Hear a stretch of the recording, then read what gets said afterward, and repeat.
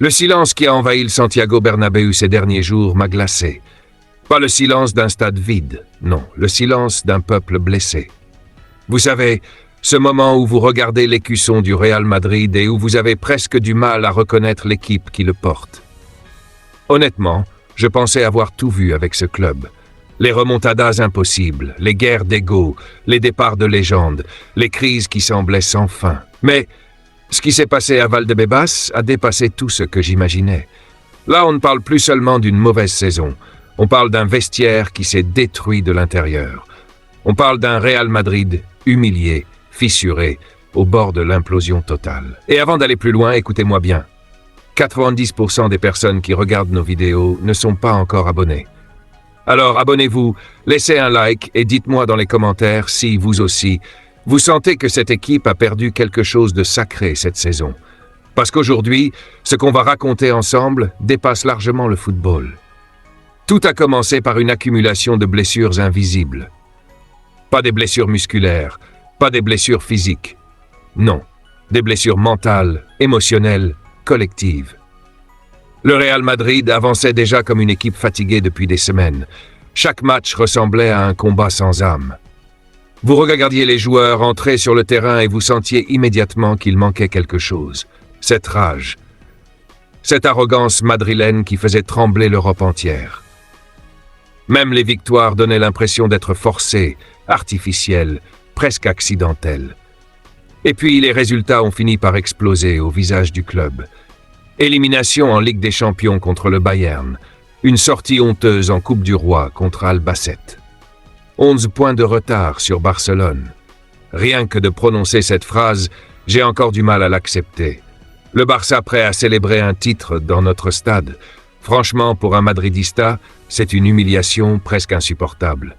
Vous imaginez ce que Florentino Pérez a dû ressentir en voyant ça. Cet homme a construit des équipes historiques. Il a vu Cristiano Ronaldo soulever l'Europe. Il a vu Zidane transformer le club en machine de guerre. Et aujourd'hui, il regardait son projet sombrer sous ses yeux. Le plus inquiétant, ce n'était même pas les défaites. Le plus inquiétant, c'était l'ambiance. Les regards froids, les gestes d'agacement, les joueurs qui ne célébraient plus ensemble. Moi, il y a quelque chose qui m'a marqué. Ce sentiment permanent que certains étaient déjà mentalement ailleurs. Comme si défendre ce maillot était devenu une obligation et non un privilège. Et ça, au Real Madrid, c'est impardonnable. Pendant que les médias proches du club tentaient de calmer le feu en parlant de fatigue ou de malchance, Florentino recevait des rapports alarmants. Les tensions étaient devenues quotidiennes à Valdebebas. Des groupes s'étaient formés dans le vestiaire. Certains joueurs ne parlaient plus à Arbeloa. D'autres contestaient ouvertement ses choix. Et plus les semaines passaient, plus l'autorité du coach semblait disparaître. Pour moi, c'est exactement là que le Real Madrid a commencé à mourir cette saison. Pas sur une pelouse, pas après un penalty raté. Non. Le club a commencé à mourir le jour où le vestiaire a cessé de respecter une hiérarchie.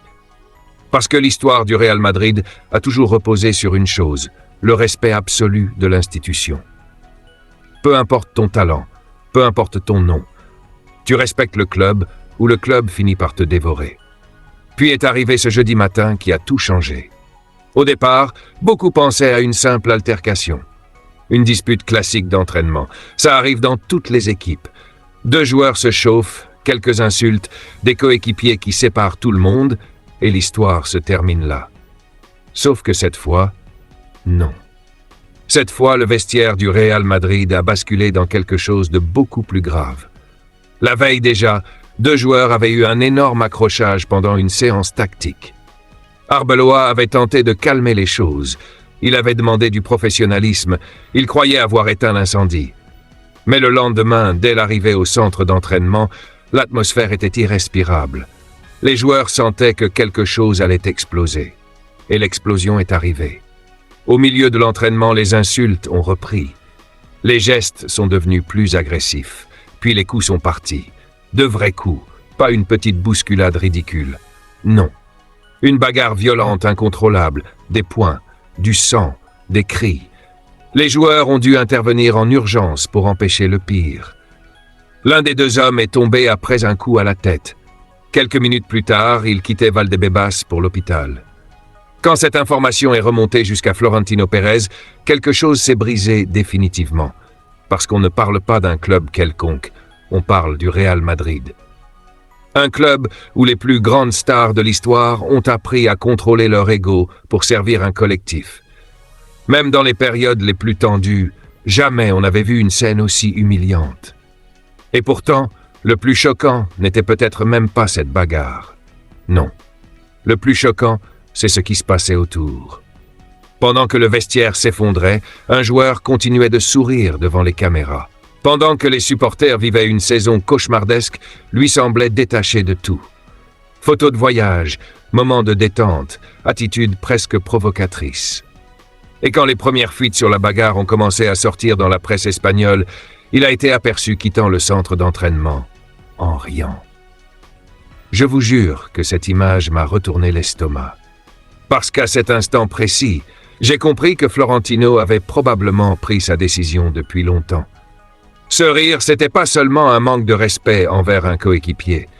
C'était un manque de respect envers toute une institution, envers les supporters qui souffrent, envers les anciens qui ont construit la grandeur du club, envers ce maillot blanc qui exige une discipline totale.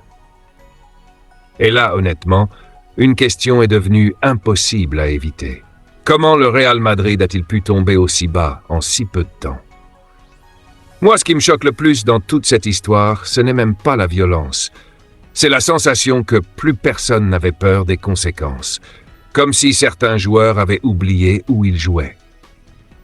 Au Real Madrid, les grandes légendes pouvaient perdre des matchs, mais elles ne perdaient jamais leur dignité. Là, vous aviez un vestiaire fracturé, des clans, des regards pleins de haine et une direction obligée d'intervenir comme dans une crise politique. Et croyez-moi, quand Florentino commence à nettoyer un vestiaire, personne n'est réellement protégé. Plus désormais aujourd'hui. Le soir même, les couloirs de Valdebebas étaient silencieux comme un cimetière. Personne ne parlait. Certains joueurs évitaient même de se regarder dans les yeux. Arbeloa marchait d'une salle à l'autre avec le visage fermé, comme un homme qui venait de comprendre qu'il avait perdu le contrôle de son groupe. Et au milieu de ce chaos, Florentino Pérez a convoqué une réunion d'urgence. Portes fermées, téléphones interdits, atmosphère électrique. D'après plusieurs personnes proches du club, le président n'a même pas élevé la voix au début. C'est ça qui fait peur avec Florentino. Quand il crie, vous pouvez encore espérer. Mais quand il devient froid, calme, presque glacial, c'est terminé. Il aurait regardé les joueurs présents dans la pièce pendant plusieurs secondes avant de prononcer une phrase terrible. Le Real Madrid survivra toujours sans n'importe quel joueur. Rien que cette phrase donne des frissons. Parce qu'à cet instant, certains ont compris que des têtes allaient tomber. Pas des sanctions symboliques. Pas une simple amende. Non. Une rupture définitive. Une séparation brutale entre le club et plusieurs stars du vestiaire. Et le plus incroyable, c'est que certains cadres semblaient déjà savoir qui allait être sacrifié. Et tout allait exploser bientôt. Vous êtes encore là? Alors, écoutez-moi attentivement, parce que ce qui va suivre est probablement le moment le plus explosif vécu par le Real Madrid depuis des années. Et avant de continuer, je dois vous rappeler une chose importante. 90% des personnes qui regardent nos vidéos ne sont pas encore abonnées. Alors, abonnez-vous maintenant, laissez un like et dites-moi en commentaire si, selon vous, Florentino Pérez a enfin pris les décisions que le club aurait dû prendre depuis longtemps. Quand la réunion secrète organisée par Florentino s'est terminée, quelque chose avait changé définitivement à Valdebebas. Ceux qui étaient présents dans cette pièce racontent que l'ambiance était irrespirable. Personne n'osait parler. Même les joueurs les plus influents du vestiaire regardaient le sol. Et honnêtement, je pense que beaucoup ont compris ce soir-là que le Real Madrid venait d'entrer dans une nouvelle époque. Une époque où les statuts ne protègent plus personne. Florentino Pérez avait atteint sa limite. Pendant des mois, il avait essayé de maintenir une façade solide. Il protégeait le groupe devant les médias. Il évitait les déclarations brutales. Il continuait à défendre son projet malgré les humiliations sportives. Mais au fond, il voyait tout.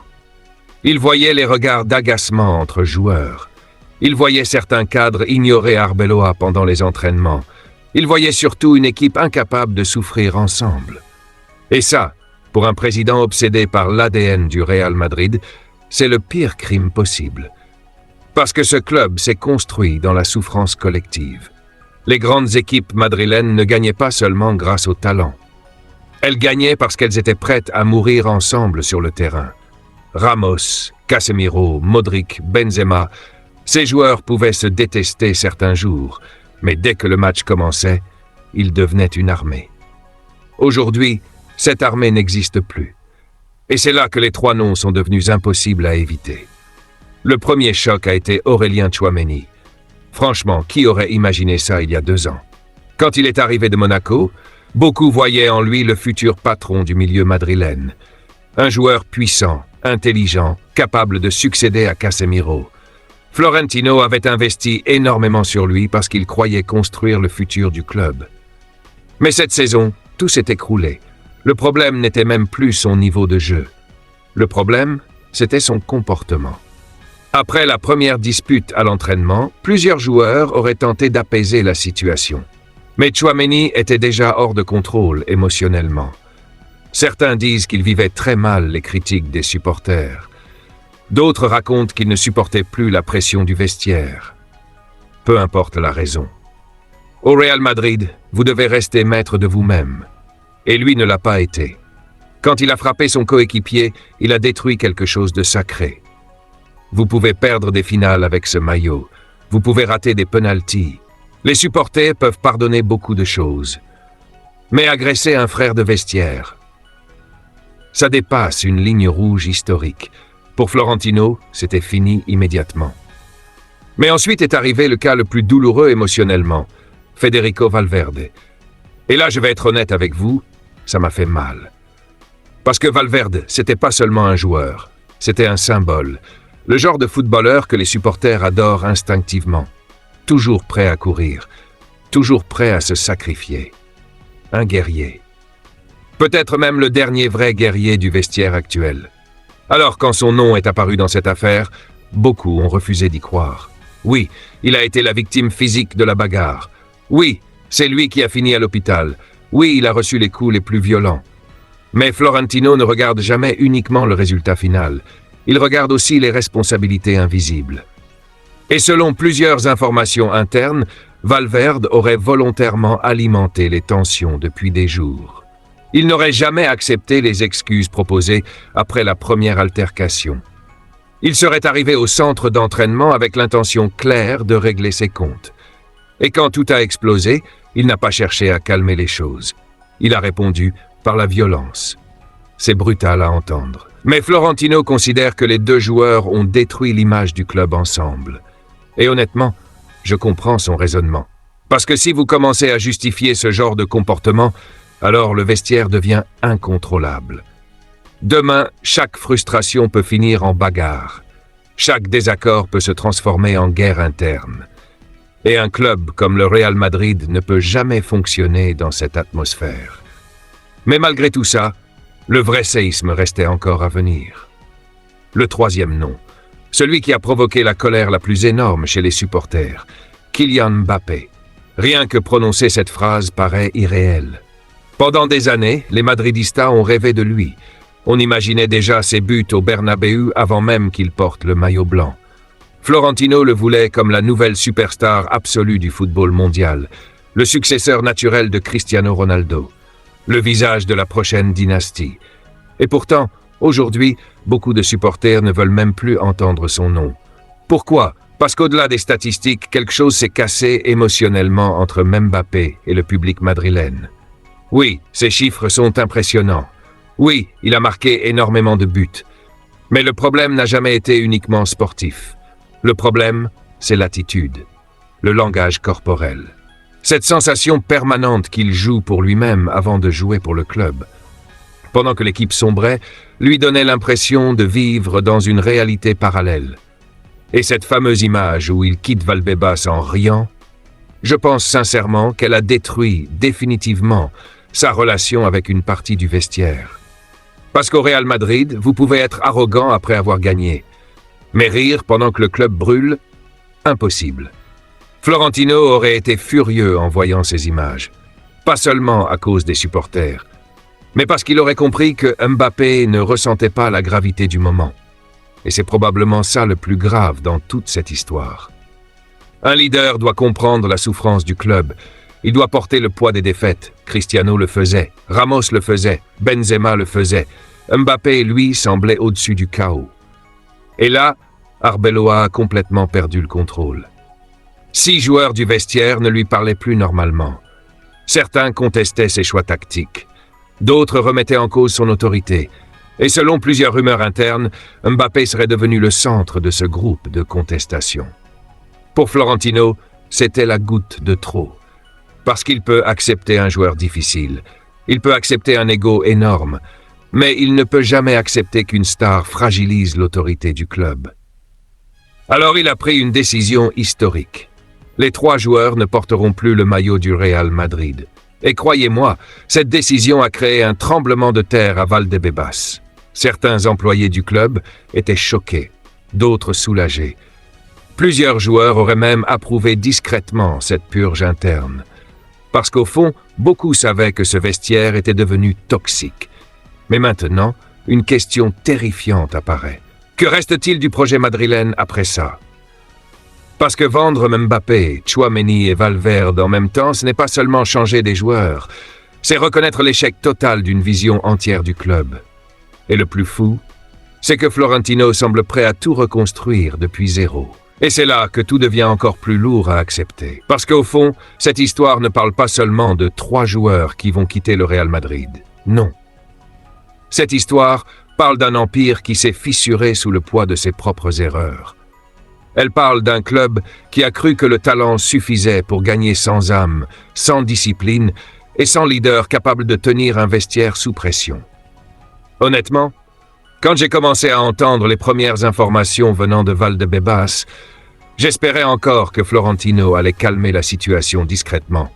Une amende, une suspension interne, une discussion musclée, quelque chose du genre. Mais plus les heures passaient, plus une réalité terrible apparaissait. Le président ne voulait plus réparer ce groupe. Il voulait le démolir pour reconstruire autre chose. Et quand vous regardez tout ce qui s'est passé cette saison, vous comprenez pourquoi. Le Real Madrid a perdu son identité. Voilà la vérité. Pendant des années, même dans les moments difficiles, cette équipe dégageait une force mentale presque surnaturelle. Vous pouviez mener Madrid à la 89e minute, et malgré tout, vous aviez peur, parce que ce club avait appris à survivre dans le chaos. Aujourd'hui, c'est lui qui est devenu le chaos. Le départ des anciens leaders a laissé un vide gigantesque. Sergio Ramos imposait le respect rien qu'en entrant dans un vestiaire. Casemiro rappelait à tout le monde qu'au Real Madrid, courir était une obligation. Benzema protégeait l'équilibre offensif du groupe. Modric et Kroos apportaient le calme dans les tempêtes. Quand ces hommes sont partis, Florentino a cru que la nouvelle génération prendrait naturellement le relais. Mais ça ne fonctionne pas comme ça. Le leadership ne s'achète pas toujours avec des millions. Et je pense sincèrement que le président l'a compris trop tard. Mbappé devait devenir le nouveau visage du club, celui qui allait porter le Bernabéu pendant 10 ans. Sportivement, il avait tout pour réussir. La vitesse, le talent, les statistiques, l'aura mondiale. Mais le football du Real Madrid ne se résume jamais aux chiffres. Ici, les supporters veulent sentir que vous souffrez avec eux. Ils veulent voir un joueur prêt à mourir pour ce maillot. Et cette connexion n'a jamais vraiment existé avec lui. Le problème, ce n'est pas qu'il ait voyagé pendant sa blessure. Le problème, ce n'est même pas qu'il ait ri devant les caméras. Le problème, c'est que tout cela est arrivé au pire moment possible. Pendant que le club brûlait, pendant que les supporters vivaient une humiliation historique, pendant que le vestiaire explosait. À cet instant, beaucoup de Madridistas ont eu l'impression que Mbappé vivait au-dessus du club au lieu de vivre avec le club. Et ça, Florentino ne pouvait plus le tolérer. Alors oui, la décision paraît brutale. Oui, vendre un joueur pareil semble presque impensable. Mais regardez la logique du président. Il préfère perdre une superstar que perdre définitivement l'autorité du Real Madrid. Pour lui, aucun nom n'est plus grand que l'institution. Pas même Mbappé. Et franchement, c'est peut-être ce qui sauvera le club. Parce qu'à partir du moment où une star pense être intouchable, le vestiaire devient ingérable. les règles disparaissent, les frustrations augmentent, les clans se forment, et petit à petit, l'équipe cesse d'être une équipe. Le cas Valverde est probablement celui qui divisera le plus les supporters. Beaucoup vont dire qu'il mérite une seconde chance, et je comprends totalement cet argument. Federico a toujours donné son cœur au club. Même dans les pires matchs cette saison, c'était souvent lui qui continuait à courir quand les autres abandonnaient mentalement. Mais Florentino voit plus loin. Il considère que le Real Madrid doit envoyer un message clair au monde entier. Peu importe votre importance, certaines limites ne peuvent jamais être franchies.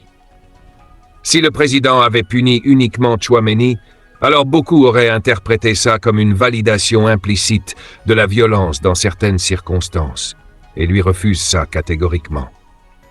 Quant à Tchouaméni, la rupture semble totale. À l'intérieur du club, plusieurs personnes pensent déjà que son aventure madrilène est terminée depuis longtemps mentalement. Cette bagarre n'aurait été que l'explosion finale d'un malaise plus profond.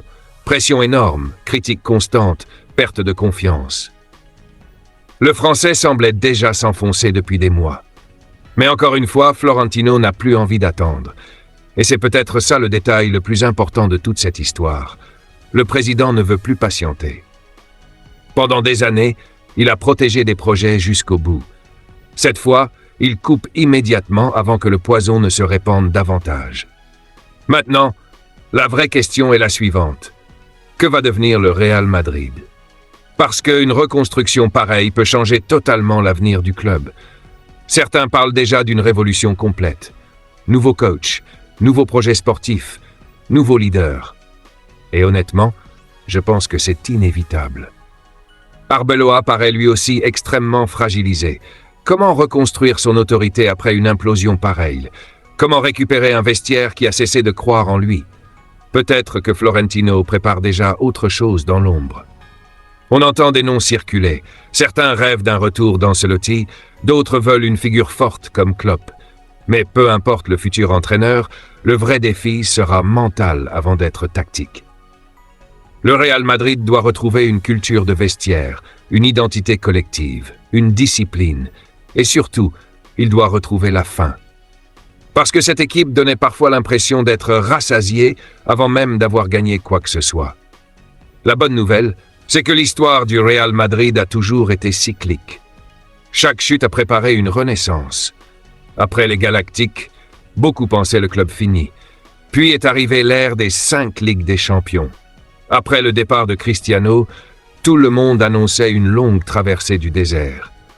Pourtant, Madrid est revenu encore. Ce club survit toujours. Pourquoi? Parce qu'il possède quelque chose que très peu d'équipes ont dans le football mondial. Une culture de survie, une capacité à se reconstruire même après les pires humiliations. Et je crois que Florentino agit précisément avec cette idée en tête. Il sait que les prochains mois seront douloureux. Les médias vont exploser. Les supporters vont se diviser. Certains accuseront le président d'avoir détruit le projet.